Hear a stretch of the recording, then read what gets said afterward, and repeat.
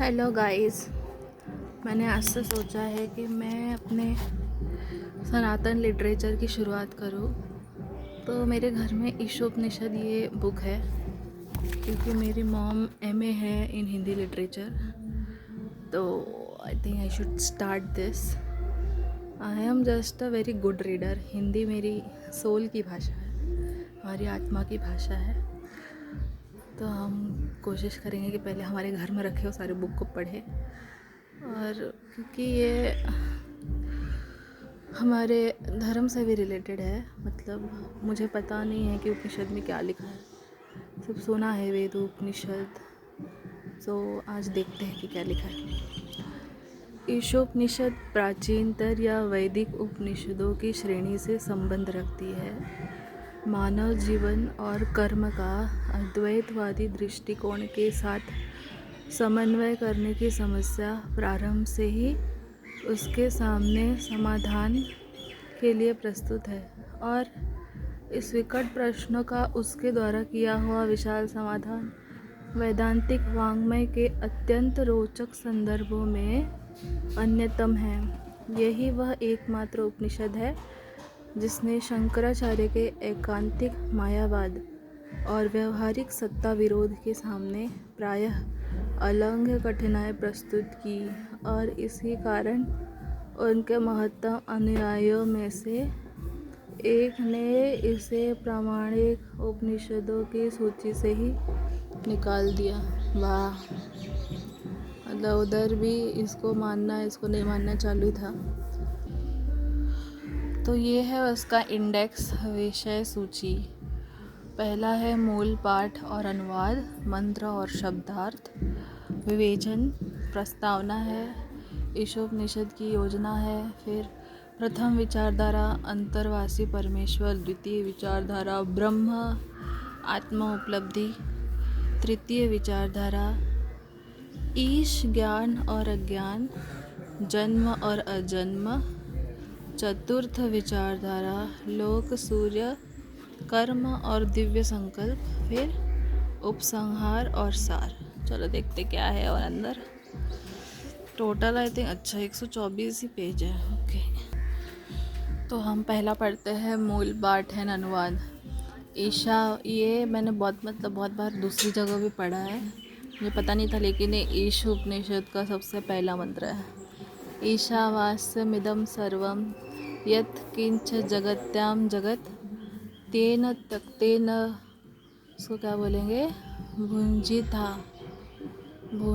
भुंजिथा, I don't no इसको कैसे पढ़ेंगे। माँ गृध कस्य स्विद धनम। इस वैश्व गति में, इस अत्यंत गतिशील समष्टि जगत में, फिर से पढ़ते, इस वैश्व गति में, इस अत्यंत गतिशील समष्टि जगत में जो भी यह दृश्यमान गतिशील वैयक्तिक जगत है, यह सबका सब ईश्वर के आवास के लिए। अच्छा, मतलब जो भी हो रहा है, हिलने डुलने वाली चीज़ें हैं, पेड़ पत्ती, सब, इस सब के त्याग द्वारा तुझे इसका उपभोग करना चाहिए।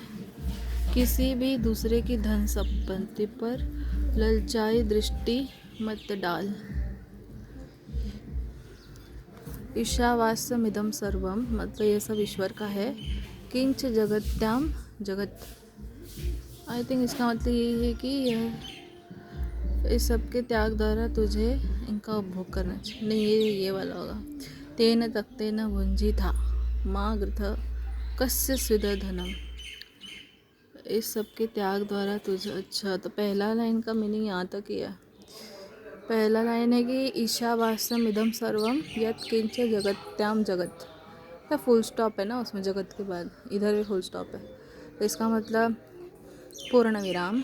इस वैश्व गति में, इस अत्यंतशील गतिशील समष्टि जगत में जो भी दृश्यमान गतिशील वैयक्तिक जगत है, यह सब का सब ईश्वर के आवास के लिए। ईशावास्यमिदं सर्वम यत् किंच जगत्याम जगत। फिर उसके बाद जो लाइन है कि तेन तक्तेन भुंजिथा, माँ गृह कस्य स्विदधनम। इस सब के त्याग द्वारा तुझे इसका उपभोग करना चाहिए। किसी भी दूसरे की धन संपत्ति पर ललचाई दृष्टि मत डाल। इतना अच्छा लिखा है। देखो पहला लाइन में बोल रहे कि लालच नहीं करना है।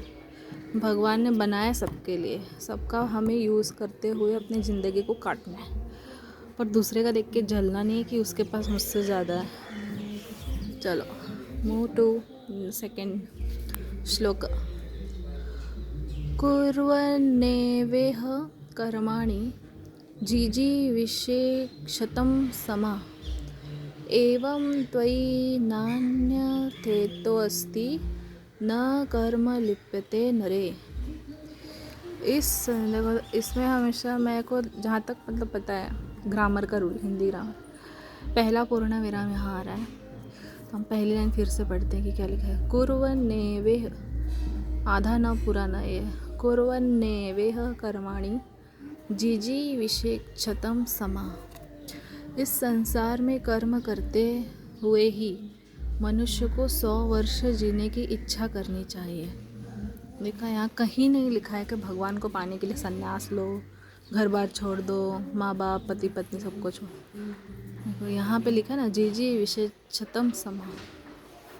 इस संसार में कर्म करते हुए ही मनुष्य को 100 वर्ष जीने की इच्छा करनी चाहिए। सेकंड लाइन, एवं त्वयि नान्यथेतोऽस्ति न कर्म लिप्यते नरे। हे मानव, तेरे लिए इस प्रकार का ही विधान है। हे मानव, तेरे लिए इस प्रकार का ही विधान है, इससे भिन्न किसी और प्रकार का नहीं है। इस प्रकार कर्म करते हुए ही जीने की इच्छा करने से मनुष्य में कर्म का लेप नहीं होता। ठीक है, मेरे को इसका उतना मतलब नहीं पता, पर थोड़ा थोड़ा समझ में आया है मुझे कि मतलब जो भी हमारा 100 साल का आयु है, लाइफ स्पैन है, उसको सारा काम करते हुए ही काटना है और जीने की इच्छा रखते हुए काटना है। फिर भी मैं एक बार सेकंड लाइन पढ़ लेती हूँ कि हमें इस तरह जीना, इस प्रकार कर्म करते हुए ही जीने की इच्छा करने से मनुष्य में कर्म का लेप नहीं होता। May be next shloka I can understand very well. असूर्या नाम ते लोका अंधेन तमसा वृता तांस्ते प्रेत्याभिगच्छन्ति ये के चात्महनो जना। पहला लाइन क्या है? असूर्या नाम ते लोका अंधेन तमसावृता। वे लोग सूर्य से रहित है और गाढ़े अंधकार से आच्छादित है। पहले लाइन का मतलब असूर्या नाम ते लोका अंधेन तमसावृता। मुझे लगा ही था असूर्या मतलब जहाँ पे सूर्य नहीं है, तो वो भी यहाँ पे भी यही लिखा है कि वे लोग सूर्य से रहित है और गाढ़े अंधकार से आच्छादित है। सेकेंड लाइन, तास्ते प्रत्याभिगच्छन्ति ये के चात्महनो जना। उन लोगों को वे सभी लोग यहाँ से प्रयाण करने पर पहुँचते हैं जो कोई भी अपनी आत्मा का हनन करते हैं। अच्छा, मतलब इन शॉर्ट यहाँ पे सुसाइड के बारे में बात किया कि उन लोगों को वे सभी लोग यहाँ से प्रयाण करने पर पहुँचते, मतलब भगवान के दिए हुए लाइफ को ना जीते हुए फालतू का कोई दुख अपने मन में मान के दुखी हो के खुद को मार लेते हैं। उन लोग वैसे जगह पे जाते हैं जहाँ पे सूर्य जैसा प्रकाश नहीं है, लाइट ही नहीं है, गाढ़े अंधकार से आच्छादित है, वैसे जगह पे उनकी आत्मा जाती है। इसलिए बोलते ना सुसाइड नहीं करना चाहिए, कितना भी दुख हो जीवन में झेल लेना चाहिए। फिर लिखा है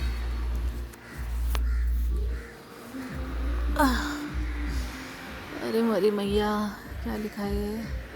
अनेज देकम मनसो जवियो नैनद देवा आपनुवन पूर्वमर्शत तद धावतो अन्यानत्येति तिष्ठत तस्मिन्नपो मातरिश्वा दधाति।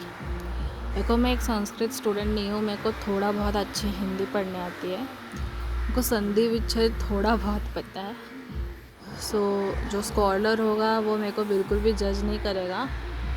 एटलीस्ट मुझे इस बात की खुशी कि I want to know what written in Upanishad. तो यहाँ पे पहला लाइन लिखा है कि अनेज देक मनसो जवियो नैनद देवा आपनुवन पूर्व मर्षत। वह अचल अचलायमान एकमेव ब्रह्म मन से वेगवत्तर अत्यधिक वेग वाला है। जो मन है ना, मन, उसके बारे में बोला है कि वो बहुत तेज है। इन शॉर्ट मतलब वेग वाला है, मतलब अनकंट्रोल है। तद धावतो अन्यानत्येति तिष्ठत तस्मिन्नपो मातरिश्वा दधाति। उस एकमेव तक देवता नहीं पहुंच पाते क्योंकि वह सदैव उनसे आगे आगे पहुंच जाता है, पहुंचा होता है। वह ठहरा हुआ भी दौड़ते हुए दूसरों को पार कर आगे निकल जाता है। उस तत्व में जीवन शक्ति का स्वामी वायु जल धाराओं को स्थापित करता है। मतलब इतना फास्ट है वो। बात तो सही है कि मन को, मतलब हम भले ही यहाँ पे है, इस जगह पे, इस घर में, सोचने को हम एक सेकंड में अपने क्या बोलते हैं, गैलेक्सी, सुपर गैलेक्सी, पैरा, अयो माँ मेरी कमर दुख रही यार। फिर ठीक है, नेक्स्ट। तदे जति तन्ने जति तद दूरे तद्वंतिके तदनंतरस्य सर्वस्य तदु सर्वस्यास्य बायतः। फिर से पढ़ते पहला लाइन से। तदे जति तन्ने जति तद दूरे, त आधा व द कैसे पढ़ेंगे इसको, तवदंतिके। वह गति करता है और गति नहीं भी करता है, वह दूर है और पास भी है। तदनंतरस्य सर्वस्य तदु सर्वस्यास्य भायत। वह सबके भीतर भी है और वह सबके बाहर भी है। मतलब वह ऐसा एलिमेंट जो सब जगह है। शायद वो भगवान के बारे में बात कर रहे हैं। मे बी वो भगवान को उन्होंने ऐसे फील किया है कि वो हर जगह है।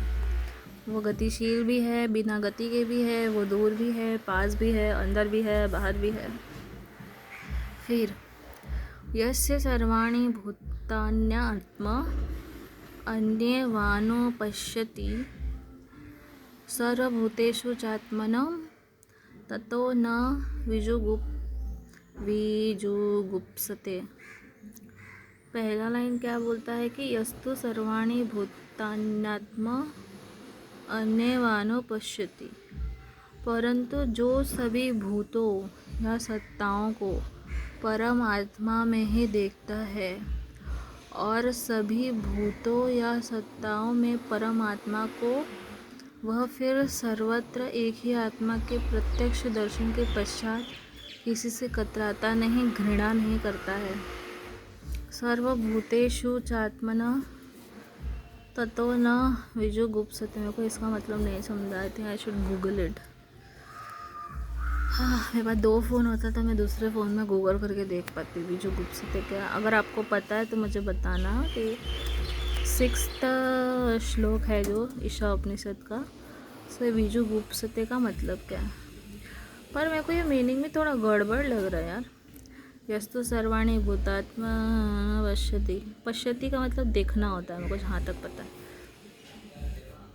अच्छा, तो इसमें भी लिखा है कि परंतु जो सभी भूतों या सत्ताओं को परमात्मा में ही देखता है और सभी भूतों या सत्ताओं में परमात्मा को एक ही आत्मा के प्रत्यक्ष दर्शन के पश्चात किसी से कतराता या घृणा नहीं करता है। सर्वभूतेषु चात्मनः ततो न विजुगुप्सते। मेरे को लगता है इसका मतलब घृणा होता होगा, और फिर भी इस लाइन का कोई सेंस नहीं बन रहा है ना। मतलब कहना क्या चाहता है कवि। अगर किसी को समझा तो बताओ यार, मेरे को नहीं समझ में आया, पढ़ने के बाद भी नहीं समझ में आया। यस्मिन् सर्वाणि भूतान्यात्मैवाभूतो विजानतः तत्र को मोहः कः शोकः एकत्वमनुपश्यतः। पूर्ण ज्ञान विज्ञान से संपन्न होने के कारण जिस मनुष्य के अंदर यह परमोच्च चेतना जाग गई है कि स्वयंभू आत्मसत्ता ही परमात्मा ही स्वयं सभी भूत सत्ताएं संभूतियाँ बना है, उस मनुष्य में फिर मोह कैसे होगा, शोक कहाँ से होगा, जो सर्वत्र आत्मा की एकता को देखता है। अच्छा समझ गया मैं को अभी, ये वाला इजी था समझने के लिए।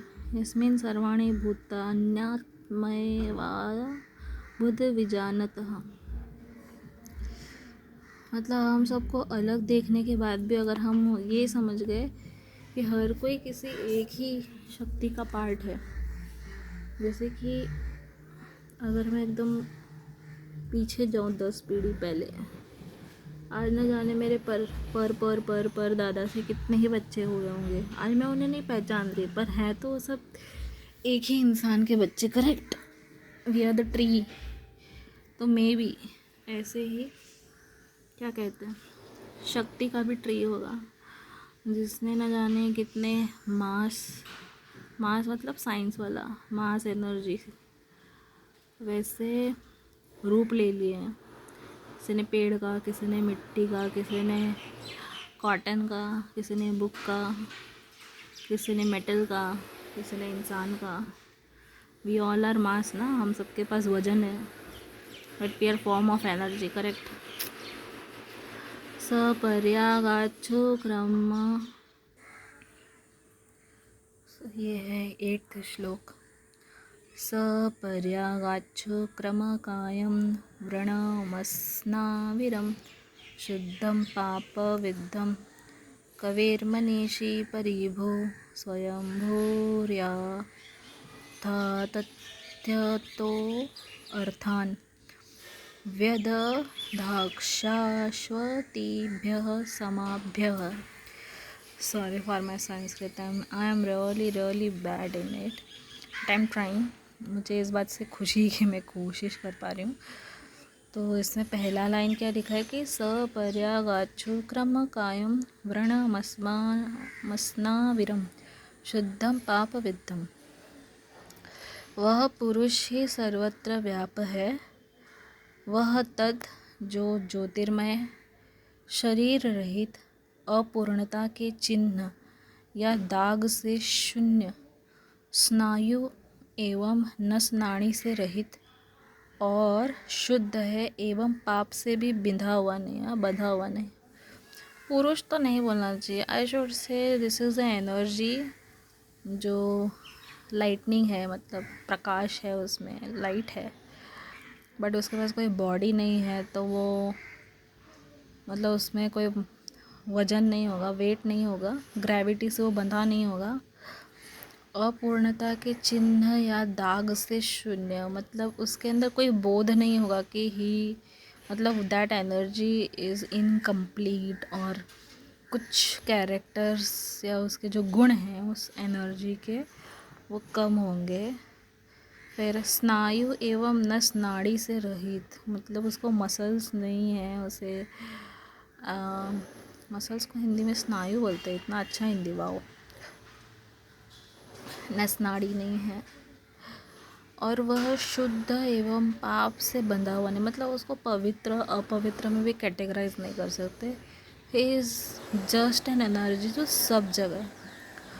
फिर लिखा है इसमें कबीर मनीषी परिभू स्वयंभू। ये कंस्ट्रक्शन का काम इतना तेज क्यों चल रहा है यार।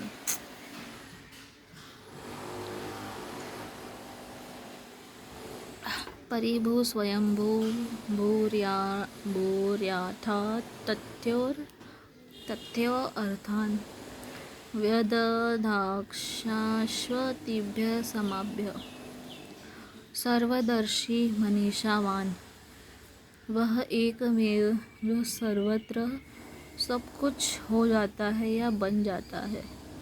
उस स्वयं सत्पुरुष ने ही सनातन वर्षों से, अनादि काल से सभी पदार्थों को उनके स्वभाव के अनुरूप पूर्णतया ठीक ठीक यथातथ रूप में व्यवस्थित कर रखा है। अच्छा, मतलब वो जो एनर्जी है जिसको हमने फर्स्ट लाइन में डिस्क्राइब किया हुआ था, नस नाड़ी से रहित, वेटलेस, और उसमें कोई इनकम्प्लीटनेस नहीं है, पवित्र पवित्र शुद्ध और पाप से वो बंधा हुआ नहीं है, तो उसके बारे में लिखा है कि सर्वदर्शी मतलब हर कुछ देख सकता है। मनीषावान का मतलब मेरे को नहीं पता। वह एक में हो जो सर्वत्र सब कुछ हो जाता है और बन जाता है। मतलब वो एनर्जी थोड़ा भी कहीं जमा होती तो अपने से ही वो कुछ बना लेती है। और उस स्वयं सत्पुरुष ने ही सनातन मतलब ये जितना भी हमारा स्पेस में देखो, इतने सारे planet, star, black hole, even on each planet जो एटमॉस्फेयर है, या उधर नदी, तालाब, वॉल्केनो, पहाड़, या उसके खुद के एटमॉस्फेयर का जो साइकिल है, उन सबको ये एनर्जी बैलेंस कर रही है और उसने व्यवस्थित कर रखा है। मतलब वो चला रही है उस साइकिल को, उसको मतलब क्या बताएं, उसने शेड्यूलिंग कर रखा है कि उसको कैसे चलाना है, वो ही चला रही है। अंधम तमः प्रविशन्ति ये विद्यामुपासते ततो भूय इव ते तमो य ओ विद्यायां रता। आई थिंक ये श्लोक में मैंने कहीं पढ़ा है किसी बुक में। जो अविद्या का अनुसरण करते हैं वे घोर अंधकार में प्रवेश करते हैं, और जो केवल विद्या में ही रत रहते हैं वे मानो उससे भी अधिक घोर अंधकार है। कहना क्या चाहता है कवि?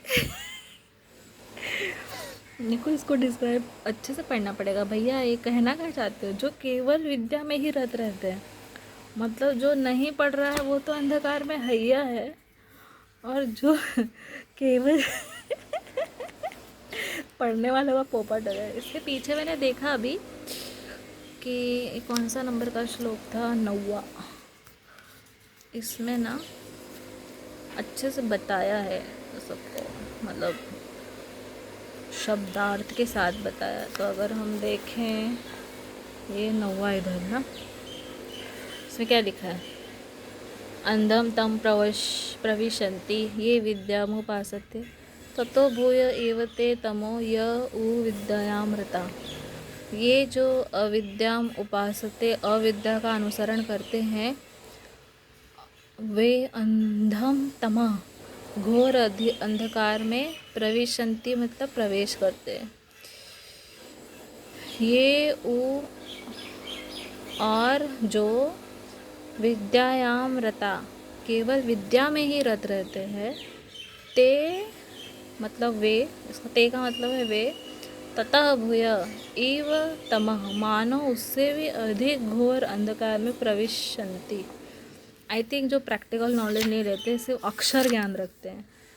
मेरे को तो उसका यही मतलब लगा भाई। वो मैंने पिछले वाले में बताया था ना कि ओ विजुगुप्सते का मतलब क्या है। इसमें कहाँ बताया भाई शब्दार्थ?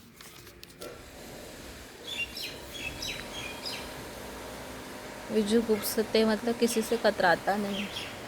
देखो, परंतु जो सभी भूतों और सत्ताओं परमात्मा में ही अनुपश्यति मतलब देखता है, च और सर्वभूतेषु मतलब सर्वत्र, सभी भूतों या सत्ताओं में आत्मानम परमात्मा को, वह ततः फिर सर्वत्र एक ही आत्मा के प्रत्यक्ष दर्शन के पश्चात किसी से न विजुगुप्सते मतलब कतराता नहीं, घृणा नहीं करता। फिर वो सबको मतलब सेम वे में देखने लगता है कि ये भी तो उसी एनर्जी का पार्ट है, अरे ये भी तो उसमें से ही निकला है, हम क्या अलग अलग थोड़ी है। वाह,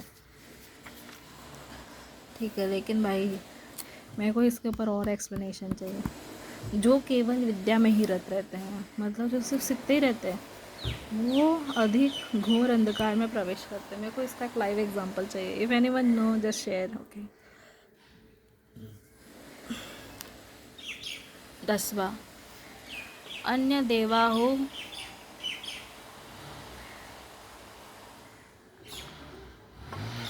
अन्य देवाहुर्विद्यया अन्यदाहुर्विद्यया इति शुश्रूमधीराणां चेनस्तद्विचक्षिरे। यार इतना हार्ड क्यों लिखा, इसलिए ना हिंदू लोग ने पढ़ना बंद कर दिया, तो इतना हार्ड है ये।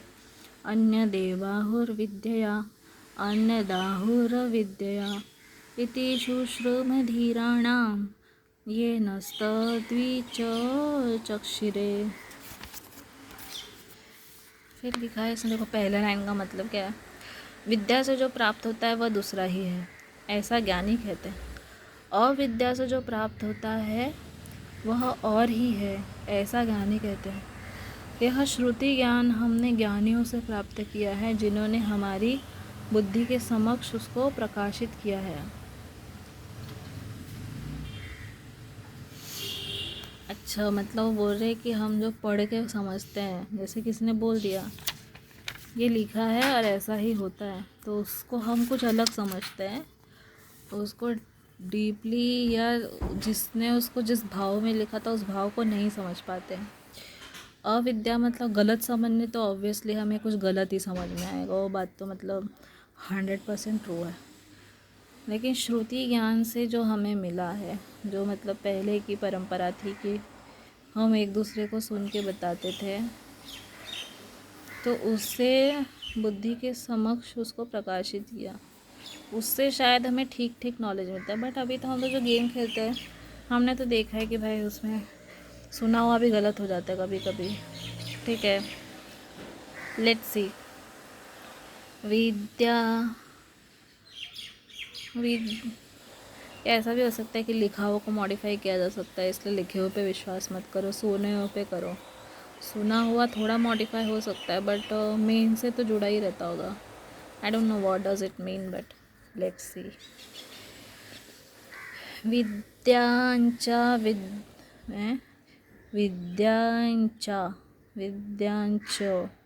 यस्तद वेदो भयं सः अविद्यया मृत्युं तीर्त्वा विद्ययामृतमश्नुते।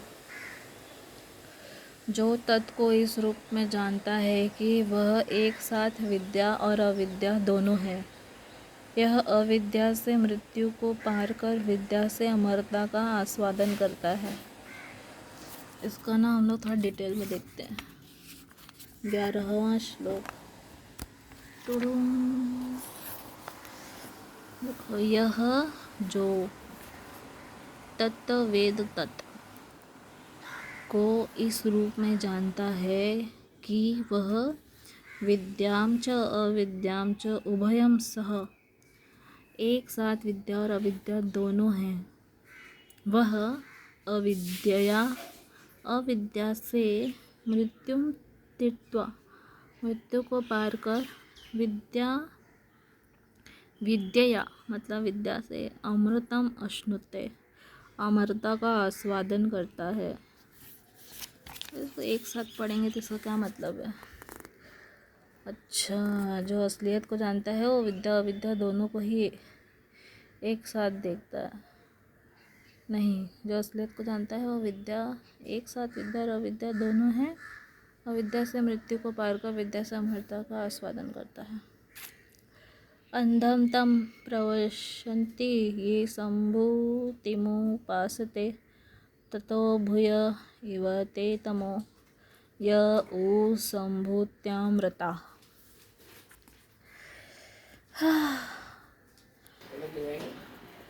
अंधम तम प्रविशन्ति ये सम्भूतिमुपासते ततो भूय इव ते तमो य उ सम्भूत्यामृता। जो अजन्म जन्मा भाव की अवस्था का अनुसरण करते हैं वे घोर अंधकार में प्रवेश करते हैं, और जो केवल जन्म प्रकृति के अंदर जन्म में ही रत रहते हैं वे मानव उससे अधिक घोर अंधकार में प्रवेश करते हैं। भाई इतने हार्ड लेवल का क्या है, मतलब जन्म लेना भी पापी है क्या? अंधकार में कोई क्यों प्रवेश कर रहा है, इसका क्या मतलब है? ये जो असंभूतिम उपासते जन्मा भाव अपुनर्भव की अवस्था का अनुसरण करते हैं, अंधम तमा प्रविशन्ति घोर अंधकार में प्रवेश करते हैं।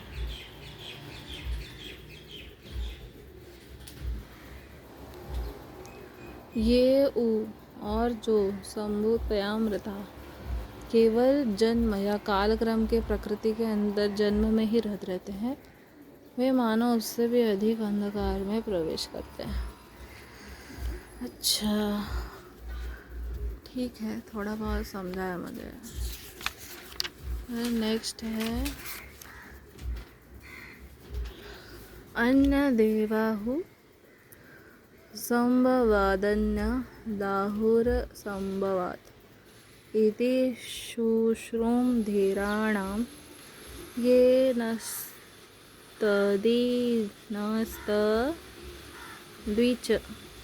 चक्षुरे।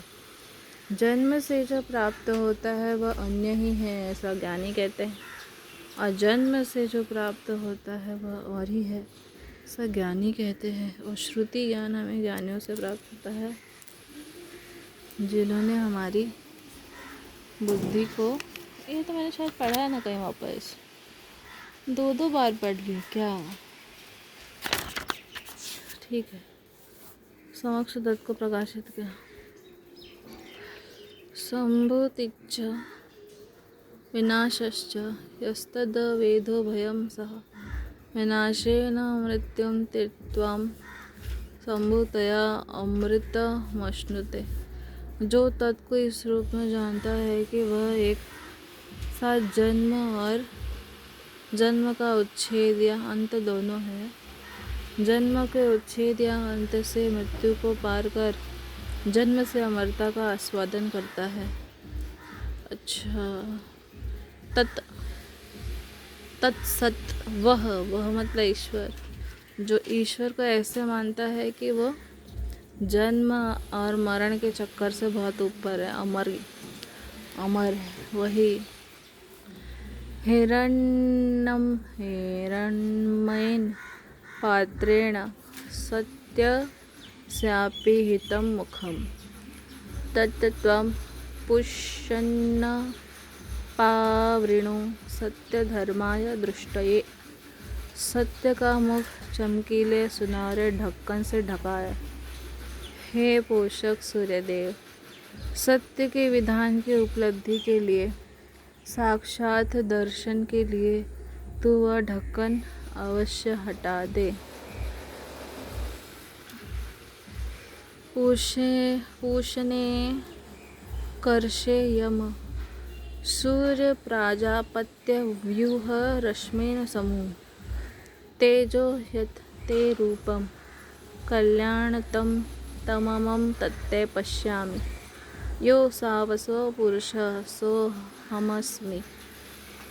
हे पोषक, हे मात्र दृष्टा, हे विधाता, हे नियंता, हे प्रकाशदाता सूर्य, हे प्रजापति की प्राणियों एवं प्रजाओं के पिता, अपनी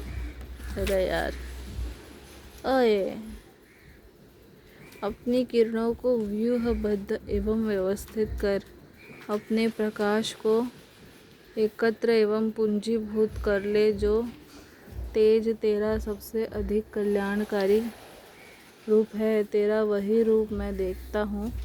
वहाँ जो पुरुष है वही हूँ मैं। ये तो भाई समझा ही नहीं भाई, क्या है ये 16? ये मतलब कौन सा लेवल की बातें हो रही, कुछ समझ में नहीं आ रही। इसका मीनिंग यहाँ से पढ़ सकता था। लिखा है कि पूषण हे पोषक, एकर्षे हे एकमात्र दृष्टा, यम हे विदाता एवं नियंता, सूर्य हे प्रकाशदाता, सूर्य प्राजापत्य हे अच्छा मतलब वो उन्होंने ईश्वर को मतलब इतने सारे गुणों के साथ बोल, रश्मिन व्यूह मतलब अपनी किरणों के व्यूहबद्ध एवं व्यवस्थित कर, रश्मिन समूह अपने प्रकाश को एकत्र एवं पूंजीभूत कर लें, यथा तेज जो तेज ते कल्याण तमम रूपम तेरा सबसे अधिक कल्याणकारी रूप है, ते तत् तेरा वही रूप मैं देखता हूँ, असो असो यह पुरुष, वहाँ वहाँ जो पुरुष है वही हूँ मैं।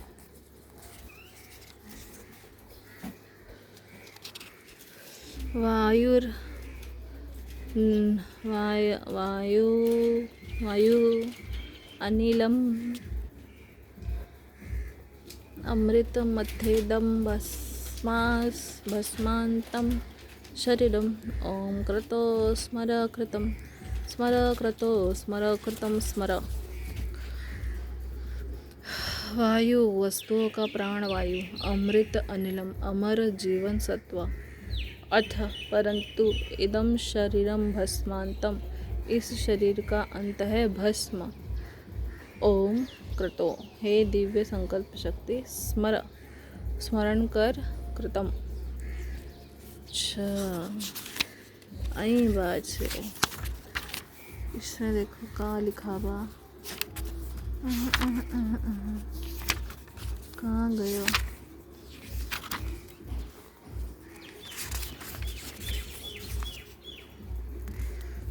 इसमें लिखा है वस्तुओं का प्राण वायु अमर जीवन सत्व है, परंतु इसका अंत है भस्म। ओम हे दिव्य संकल्प शक्ति, स्मरण कर जो किया था उसे स्मरण कर। हे दिव्य संकल्प शक्ति, स्मरण कर किए हुए कर्म का स्मरण कर। अच्छा, अग्नेय सुपथाराय अस्मान विश्वानि देव वयुनानि विद्वान्, युयोध्य स्म जज्जु हुराणमेनो भूयिष्ठा ते नम उ किंतम विधेन। सब व्यक्त वस्तुओं के जानने वाले अग्निदेव हमें सुपथ से उत्तम मार्ग से आनंद की ओर ले चल। पाप का कुटिलतापूर्ण आकर्षण हम में से हटा दे, दूर कर दे। तेरे प्रति अंतर्मन या समर्पण की सर्वांगपूर्ण वाणी हमें निवेदित करें। इसका अर्थ क्या है? विश्वानी वयुनानी विद्वान, सब व्यक्त वस्तुओं को जानने वाले अग्निदेव, हे अग्निदेव, अस्मान हमें, सुपथ से उत्तम मार्ग से, राय नय आनंद की ओर ले चल। जहुराणम एन पाप का कुटिलतापूर्ण आकर्षण, अस्मत् हमसे, युयोधि हटा दे, दूर कर दे। तो यही है ईशोपनिषद, मतलब काइंड ऑफ जो ईश्वर निराकार है उसके बारे में, या जो हमारे अंदर ईश्वर का स्वरूप है उसके बारे में। आज के लिए इतना ही, बाय।